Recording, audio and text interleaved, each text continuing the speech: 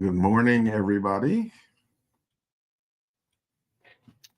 and welcome to Spirit and Life Ministries International Fellowship. Welcome to our monthly leadership session. We are grateful and thankful to the Lord for allowing us to be with you once again. Our first session of 2025. We are excited about what the Lord has in store for us this year. And we are grateful for you joining us. And if you are joining us, those of you that are joining us, please make sure you like this particular post and tag somebody and share it. And make sure you are subscribed to Spirit and Life Ministries International and that you are able to be notified when we are going live. We are thankful for everyone that's with us and all of you that are sharing this and making sure that people connected to you, the leaders connected to you, are connected to us as well. And we have something wonderful in store for you this morning. I thank God for you. And of course, we're trying to help you lead and guide and help your people like never before. Great leadership is necessary. In these times, it's really necessary. And so we are trying to do everything we can. That's the whole purpose of Spirit and Life Ministries International. We are trying to help you lead better. We're not trying to, take over. We're just trying to be able to help you do your job as efficiently and as effectively as possible. So again, thank you to all of you that are liking this and sharing it and making sure that as many people as possible can be with us live this morning to be able to take in this information that we have for you. Good morning, everybody. Praise the Lord. Sarah, Tara, good to see y'all. And we're glad to have you with us. This morning, I wanted to deal with this an interesting topic, and I thought about what would be most effective, most important for us. And our subject is calm, cool, and collected. Calm, cool, and collected. Are you a calm, cool, collected leader? Remember several years ago, I was doing a part of a leadership summit with Bishop Mark Moore Sr. and a few of my friends met along the way, Pastor Tim Finley, Mark Moore Jr., and others. And it was interesting because we had a discussion about leadership, and we were talking about, are you the type of leader? Are you a fire starter, or are you a person that puts the fires out? In other words, are you coming with a bucket of gasoline, or are you coming with a bucket of water or sand, something to put the fire out? And I remember doing a session many years ago, basically putting out fires effectively. I think one of the things that we underestimate or undervalue many times is how leaders affect or can exacerbate or elevate the discussion or the problem, or do they solve it? And sometimes I think we and all of us have been kind of, well, I shouldn't say all of us, but many of us have been I don't want to say victims, but we have been subjected to leaders that seem like they made things worse when they came on the scene. You never want to be the kind of leader that when you come on the scene or you find out the problem or you get involved with the situation, that all of a sudden now the situation went from bad to worse. You don't want to be the kind of leader that comes in and now everybody is more animated, everybody's more upset, everybody's more troubled because you came on the scene. As a leader, you ought to be the one that brings a spirit of calm. I'm going to say this, it's amazing how different previous 4 years were, from 2021 all the way to a few weeks ago. It's different how the country was operating. We had a leader that was steady, that was calm, that was bringing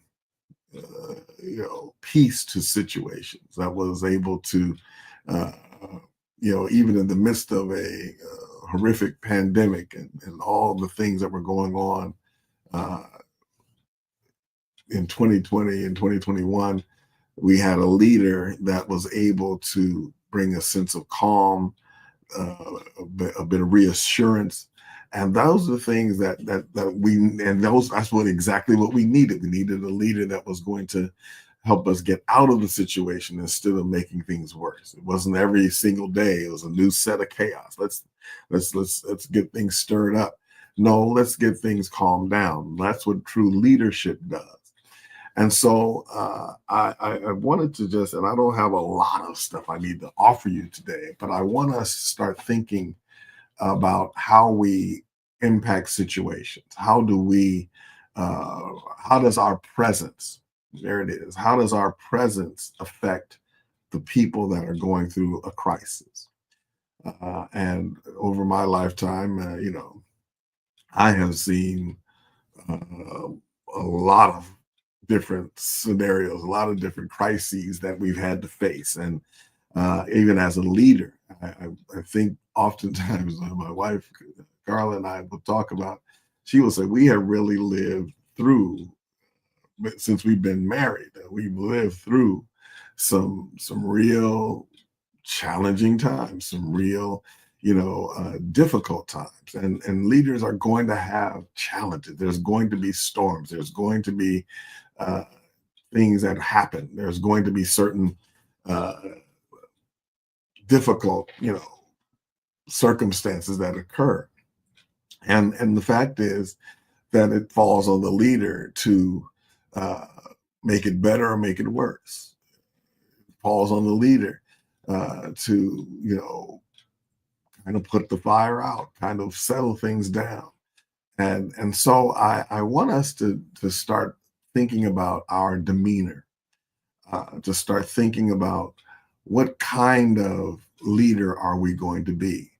As I said earlier, I've been in certain situations where the leader was just like, oh, as soon as they came on, now it went from 5 to 11. It was just like all of a sudden, oh, now we really got a problem. Now we got, now we need somebody to come in and help the leader, calm the leader down. It's the same situation where you're even in your families. You've had people in your family that, Lord, don't let it get to them. Don't let them come on the scene. Oh, wait a minute. Who told them about it? Because now they're coming in and it's really going to be a problem.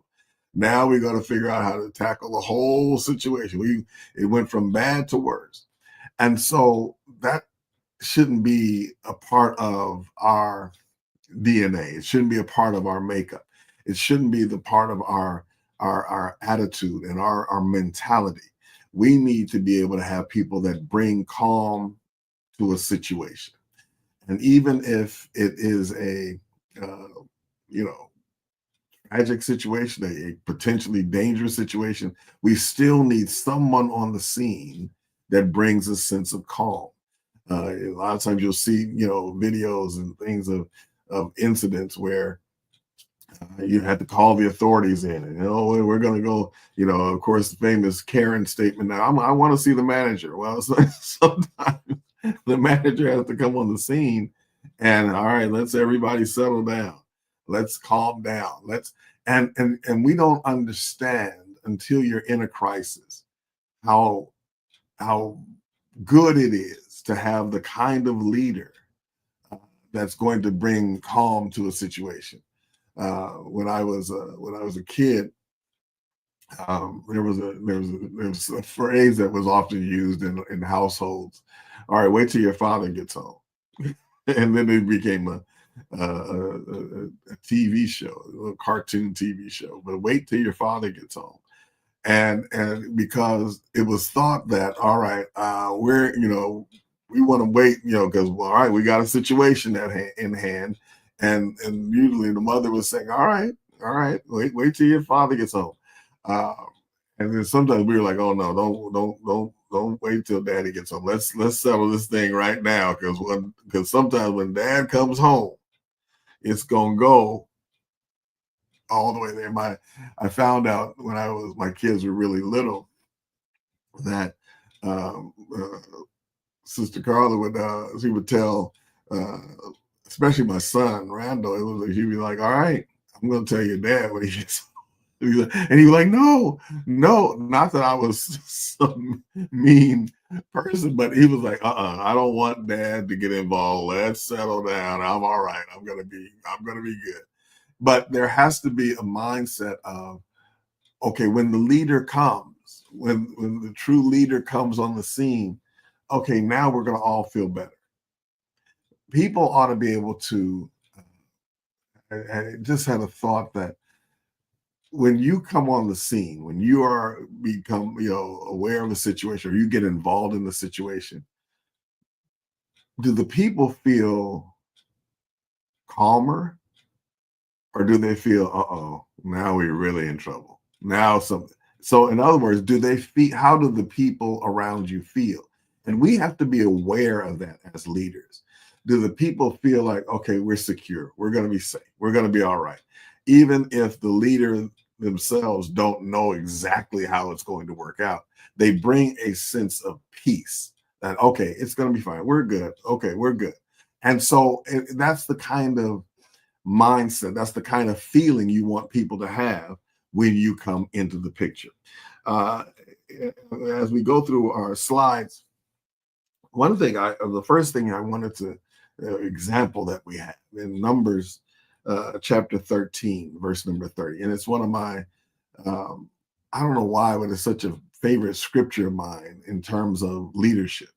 It says, and Caleb stilled the people before Moses and said, let us go up at once and possess it, for we are well able to overcome it. Caleb stilled the people. You say, well, what is the setting of that, Bishop? What's going on? And this was after the Lord had allowed Moses, to send spies over into the land. They had people from every tribe that were going to go in and view the promised land. I want you to understand how amazing that is when you think about it. To send people over to walk in the promised land. Let me say that again. I'm going to send you over to view what your future is going to be. And it took a couple of people from every person from every tribe was able to go over and not just get a peek and, no, they actually lived in the promised land. Could you imagine if the Lord says, I have an incredible, life-changing blessing for you that's going to change your lives for generations to come? This is the land that I promised your forefathers you were going to have. And now you get a chance to walk in it. You get a chance to live in it. Visionaries occupy their future often. You visit your future, even if it's only in your mind. You go into it. And he says, now go into this land. Tell me what it's like. Tell me everything about the land. Right? And the people went over there. They lived, and I didn't really realize it when I was growing up and teaching and preaching it, but they lived over there for a month. They stayed a month, walking and experiencing the promise of God. Let's look at it like that. Could you imagine something that the Lord has promised you, and then He says, "Okay, go ahead and check it out for a whole month." Walk around, live there, enjoy the food, enjoy the atmosphere. Tell us what the land is like. Tell us what God has in store for us, right? They went over there for a month and 10 days and then came back. and were able to actually bring food and fruit and things from the land. Okay, the grapes were so big they had to put it on branches over their shoulders and bring back that and say, here's the stuff from the land. It's a land, and as they described it, that flows with milk and honey. So they had these 12 spies went over there, and they came back and they said, tell us about the land. And the first thing they said was, well, the land, yeah, is indeed a good land. It is really good. It flows with milk and honey. And that phrase meant that it's an abundant land, that you can live off of it. Once you look at that, it just dawned on me. The Lord let them walk in abundance for a month. Oh, Lord.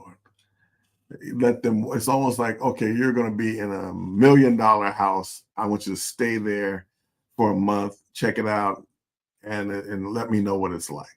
And everything you ever wanted was there. Everything. And remember, these are people that are in the wilderness. They've come out of bondage. They're in the wilderness. And the Lord says, this is what I have for you in your future.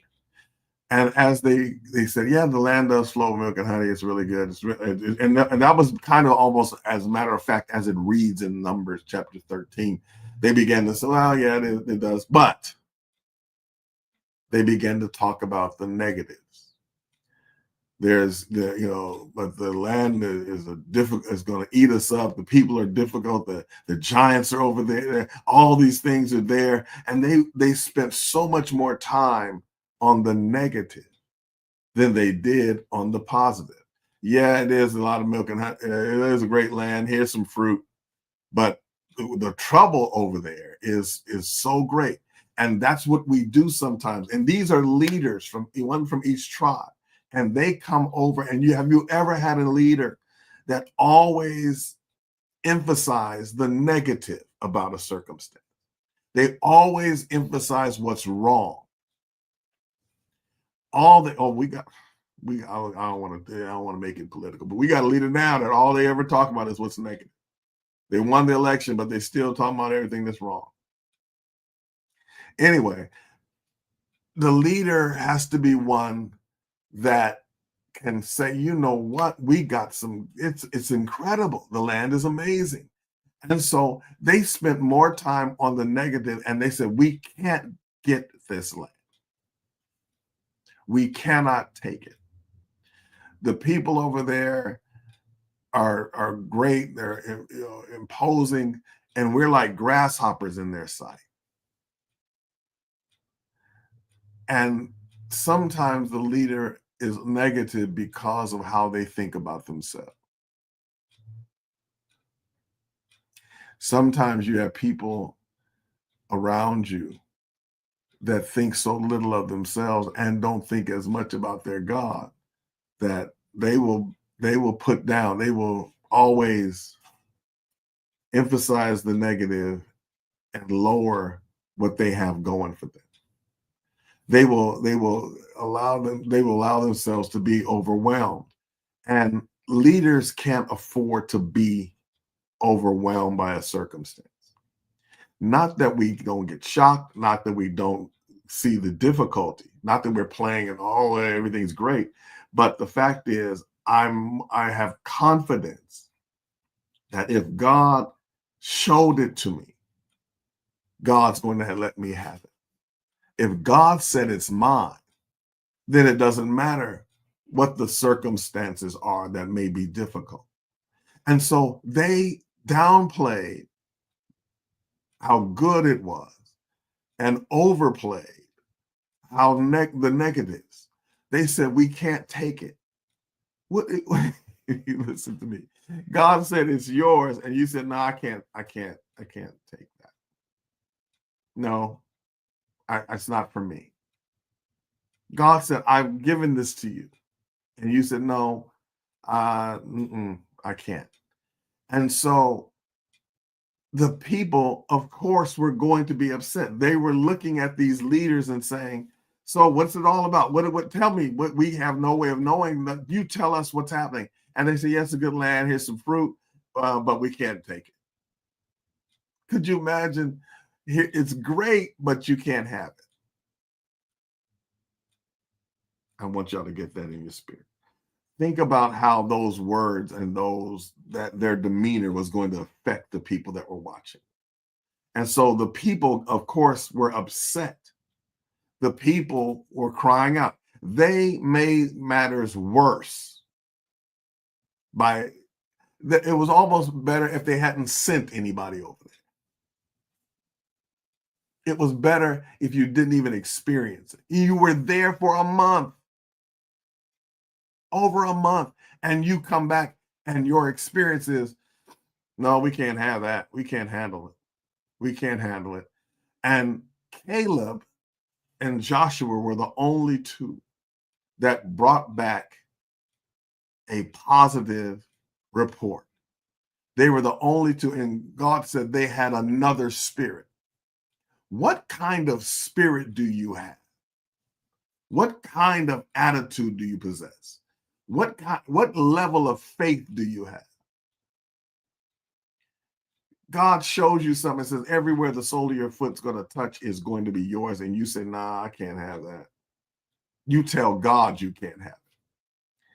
They told the people, it said, the Bible says their people's hearts melted. So they were in despair. They were thinking, maybe we should get somebody to take us back to Egypt. That's how negative leadership affects and impacts people. They were crying out, and that's why Caleb stood up and said, he's still the people. Keyword, he's still them. Do you calm people down when you come on the scene? Do you bring peace to troubled circumstances? Caleb said, hey. And notice the difference in the phrase. He said, let's go up at once. He said, not only is the land great, we can have it tonight. We are able to overcome it. We can have oh God, that'll preach. We can have whatever God says we can have tonight. The thing that you've been waiting for can be yours tonight. I don't know who that's for. The thing you've been praying about can be yours tonight. He said, let's go up at once. We're well able to overcome it. We can. Write that in the comments real quick and just say, we can. We can. He said, let's go up at once. He says, we can do it now. We're well able to overcome it. Let's go up at once and possess it. Let's go up and get it. You can have it right now. And that's the kind of leadership that is going to be required. That's the kind of leader we can be. We should be. We can. That's it, right? We can. We can do it. We can do it. The leader has to be able to tell folks, we can do this. We can, and bring a sense of calm and stillness. Shh. Hey, everybody, let's calm down. Because you cannot think clearly in the midst of chaos. And sometimes what people do is they want you to be fearful and anxious and worried and overwhelmed. And it's like, no, come on, we can go, hey, we're all right. We're all right. And one of the things that I thank God that I guess growing up without, a lot of times you didn't have that kind of steady leadership, in the church world. But to be able to experience that, as I was growing up, it helped shape me into a person that, well, we don't need you. I'm talking about myself. We don't need you to stir up more trouble. We don't need you to make the matters worse. We need you to make it better. I don't need you to make the crisis, more difficult, but do you help to calm the situation down. Caleb stilled the people. And I'm gonna say this real quickly as we go through the next one. A leader's ability to calmly handle difficult situations is a superpower. People wonder what's the secret sauce, what's the special thing that separates some leaders from others. A lot of times it's the ability to calmly handle difficult situations. That's going to be your superpower. Even if you don't have all the other skills, if you have the ability to calmly handle situations and to calm people down, that is a superpower. I over the years, whatever crisis has been going on in the country and even in the church world and even in our own ministry, one of the things the Lord gave me was a temperament where I'm going to bring a calming effect. It wasn't always, just in the forefront of my mind to do that, but that's where the Lord wanted me to be able to be calm. And so when you have that ability to bring a calming influence, now you're ready. Now the people can listen. Now the people can move into doing some things that are going to help. Now if I can get you to listen, and if I'm calm, you're going to be calm. As a leader, they're going to be a reflection of what your attitude is like. If the leader is nervous, if the leader is anxious, if the leader is scared, if the leader is angry, that's what the people are going to get. The late, great, incomparable Bishop Norman Wagner, at one of his conferences, the PIP conference, he taught me something, and all of us as pastors and leaders, he taught us something that was very impactful. In fact, all these years later, 40 years, almost 40 years later. But he was teaching us about almost 40 years. He was talking about how what we say as pastors impacts the people. He said, our job as shepherds is to feed the sheep. But he said, sheep don't eat everything. So he said, sometimes if you have difficulty with what people are doing and how they're responding to what you're feeding, he said, maybe you ought to check out what you're serving them. He said, sheep can't eat everything, but goats can. And sometimes you throwing out all those tin cans and garbage and all that junk out over the pulpit, you talking and fussing, and you mad at the preacher down the street, and you're jealous of this one and all that other stuff, and you mad about how come people didn't come and show up tonight for this service and blah, blah, blah. And the sheep are not eating that. The sheep are like, that's not a part of my diet. But the goats are eating it up. That's why you got more stubborn people, more people that are angry, more people, and you'll find, and many of you have gone to churches. I see my friend Bishop John Williams on here. Many of us have gone to churches where people are just as fussy and mean as the pastor. And they come in and they all look like they've been sucking on lemons all day, because that's what they're served all the time. They're served. They're basically, the church is run on conflict and difficulty, and everybody's against us, and folks don't want to be saved, and folks don't want to live right, and everybody's going to hell, and all those things. And so now the people everybody walk around like, everybody going to hell? We all mad. Well, if folks are that mad and you're supposed to be saved, then why would I ever want to connect with that? Anyway, so sometimes you got to make sure that you are not just giving out fear and anxiety and anger, because you should be the person that has the superpower to bring calm to a situation.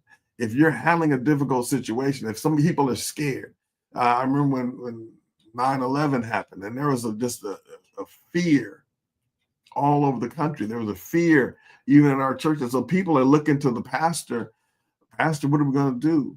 What's happening? And every time it's been you got to calm the people down.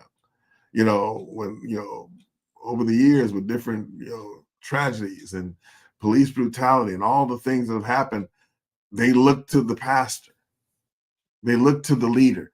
How are you going to handle this? What are we going to do? Now, if I came in there mad and fussing, and yes, there were times where I'm, of course, upset, but I'm not going to stir up more trouble. I'm not going to throw gasoline on the fire.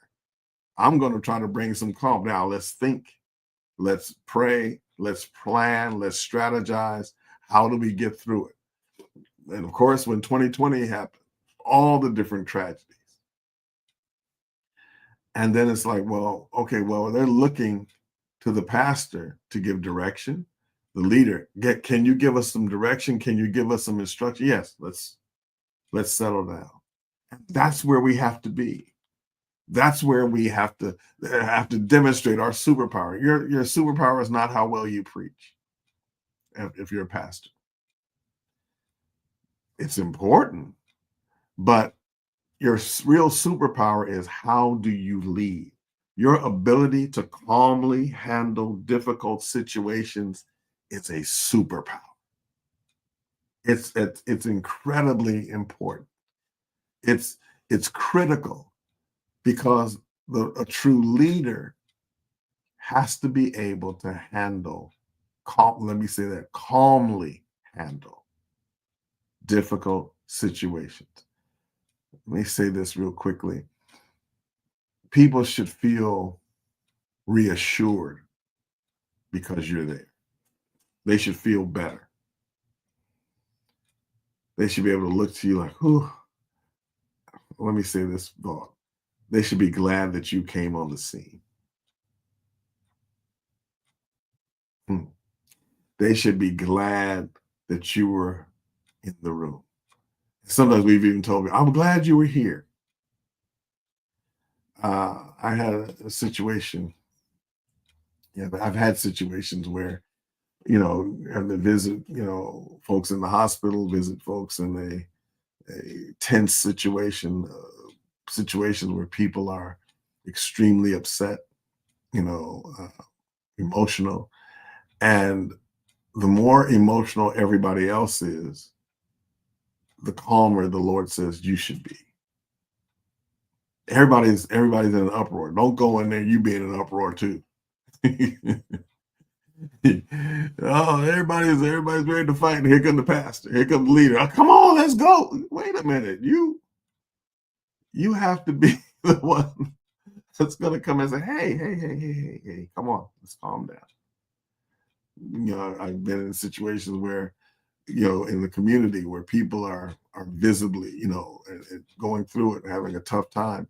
But then when they see you come into the situation, they're like, okay, all right, we're better now.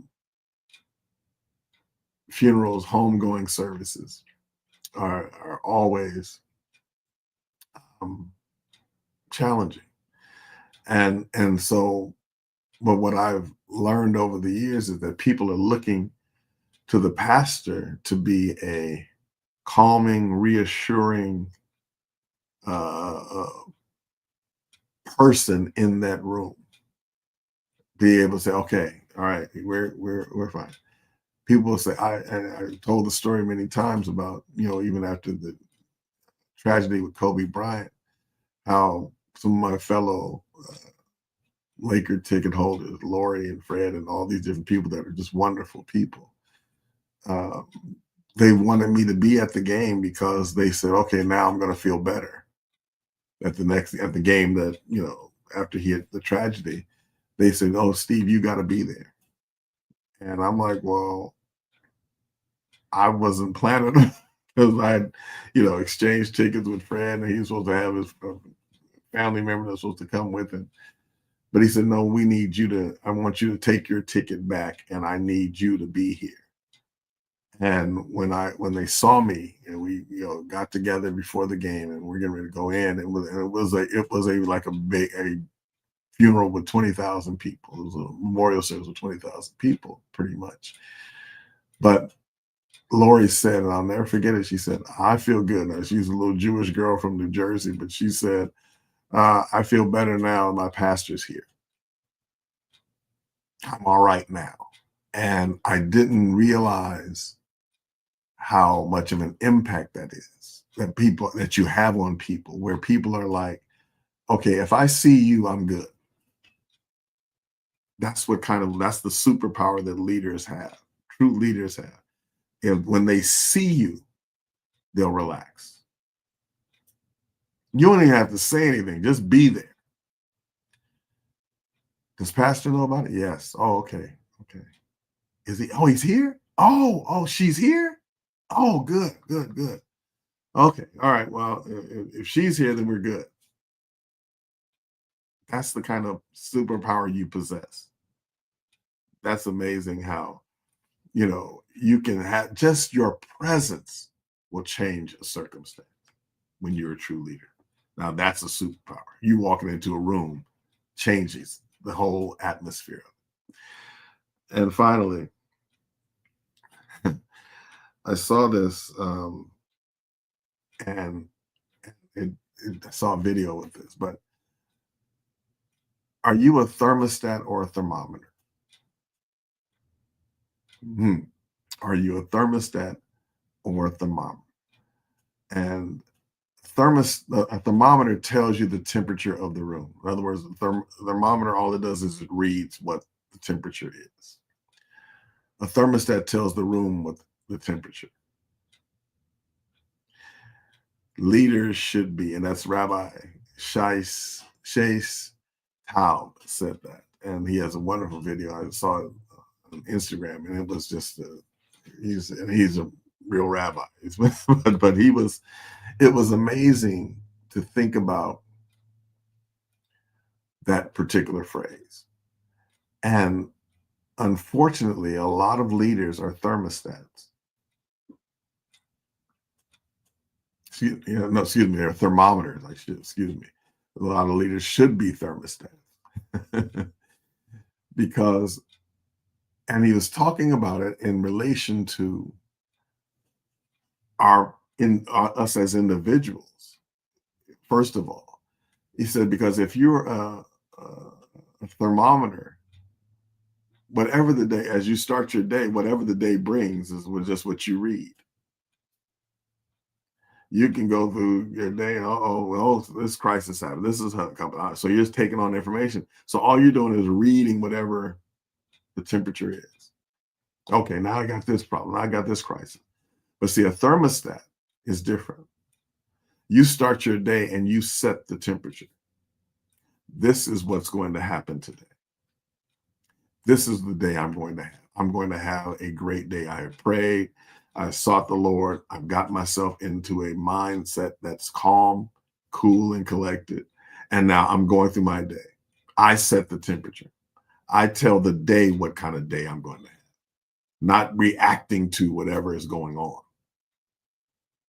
See, many of us go through our day and go through as leaders, and we're just reacting. But no, sometimes we got to set the temperature. This is what it's going to be. Thermometer tells you the temperature of the room. No, you go to the doctor. They're checking your temperature, so they're going to check out they're going to just read whatever it is. Whether they take it with orally, they take it, with a little thermometer. It's like, okay, that's what it's reading. And then, but the thermostat, you set it. This is what's going to be the temperature today. And that's what kind of leaders we need. We need thermostat leaders to be able to say, when I come in the room, the temperature is going to be like this. When I come on the scene, I'm going to tell the room what the temperature is going to be. And sometimes you don't understand that you have that power. A lot of us want to enter the room and, you know, get the attention. You know. um, I remember, I think it was Bob Costas, the broadcaster, was talking about Michael Jordan, you know, when he was, especially when he was coming up and the way he carried himself. He said, if you didn't know who he was, when he walked in the room, you said, I don't know who that is, but that's somebody. Somebody, you know, in other words, you walk in, and I remember that phrase stuck with me, and I always wanted to be like, okay, I want to be the kind of person that people say, I don't know who that is, but I want him, you know, I want him, you know, he's somebody important. I don't know what he does. I don't know what she does. I want to be the kind of leader that when you come in the room, not because of being flamboyant or being, you know, how you dress, but it's how you carry yourself. When you carry yourself the right way, the atmosphere shifts, the temperature shifts when you come in the room.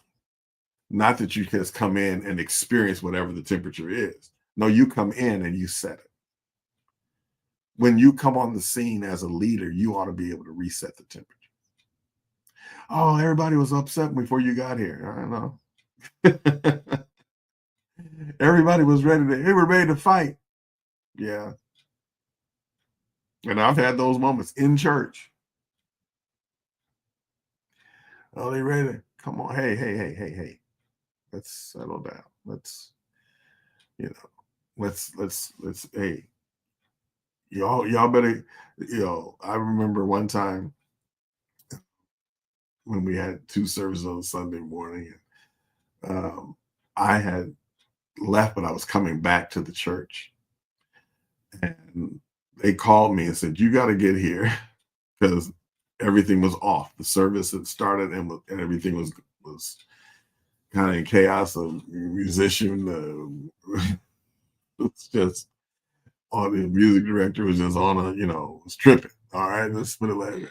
So the musician was kind of on their own thing, doing their own thing, and they had, you know, and they started the service, but the spirit was off. The service was off. The worship was off. And so I came in, and when I got in, I went directly to the pulpit.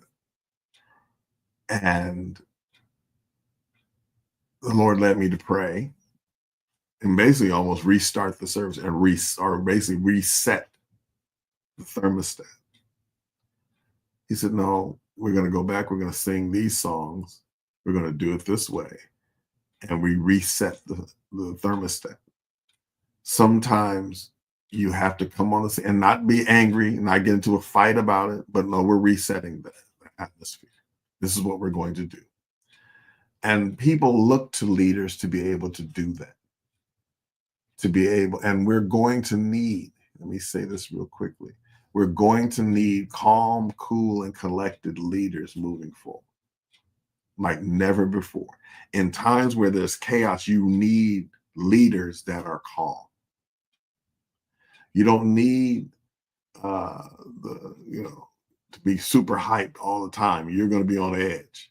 No, you need calm. I was talking to Bishop Clinton House, my friend, a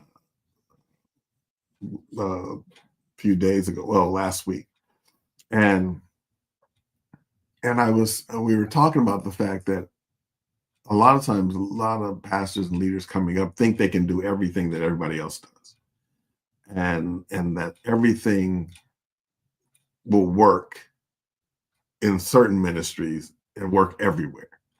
I saw my friend Bishop John Williams on here. John is from New York, so John has a different vibe, different demeanor, a different approach than folks here in LA, on the West Coast. It's just East Coast, West Coast. John, and when I hear him talk, it's just like, okay, this is New York all day, you know. And I love it, you know. I love him. He's my brother for real. And John is more, and folks on the East Coast, or especially in New York, tend to be more aggressive.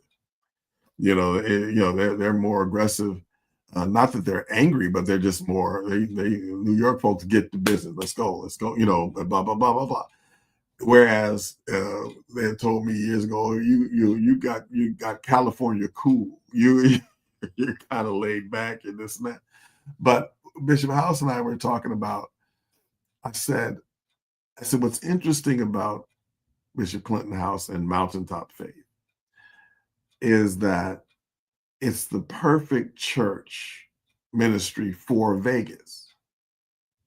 The reason it's the perfect one for Vegas is because it's not Vegas. It's not Vegasy. He's not his demeanor, the church's demeanor, how they approach things. It's really like an oasis in the desert. Whereas Vegas is glitzy, it's lights, it's it's entertainment. Oh, we're having blah blah blah blah blah.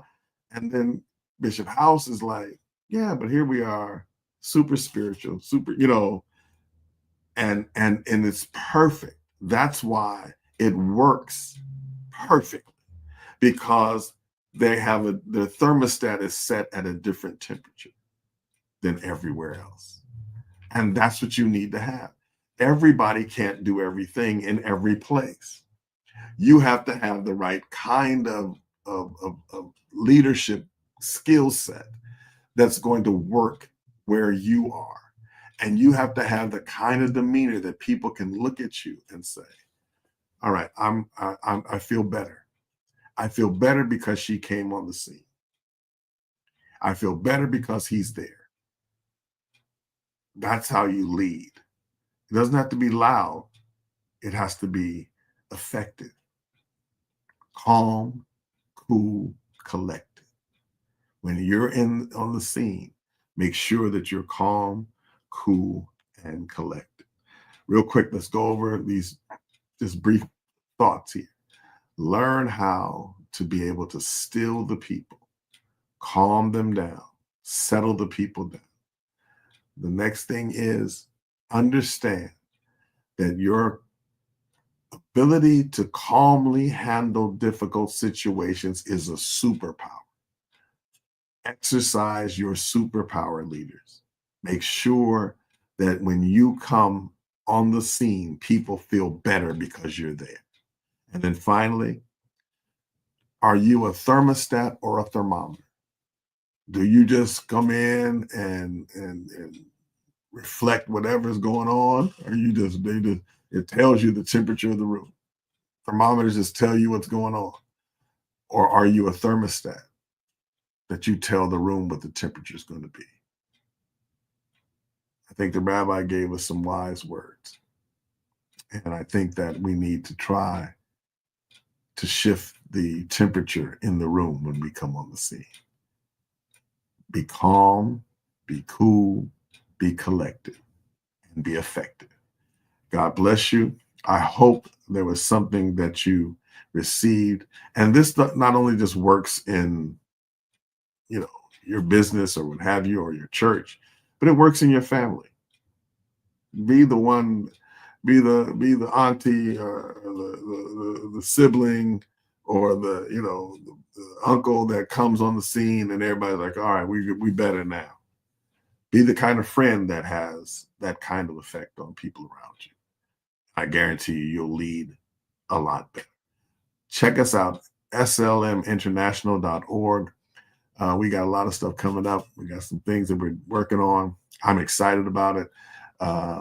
And I think you'd want to be a part of it. Remember, we're not asking you to leave your organization. We're not asking you to, renounce anything. All we're trying to do is get you to join us for us to be able to help you. This is the assignment the Lord has given me. This is the burden that I carry, is to be able to help leaders and to help those that part of that team, those different teams, and they're all over the country and around the world. I just got an invitation to go to Kenya. Oh Lord, I don't know how we're gonna work it out, but that's anyway.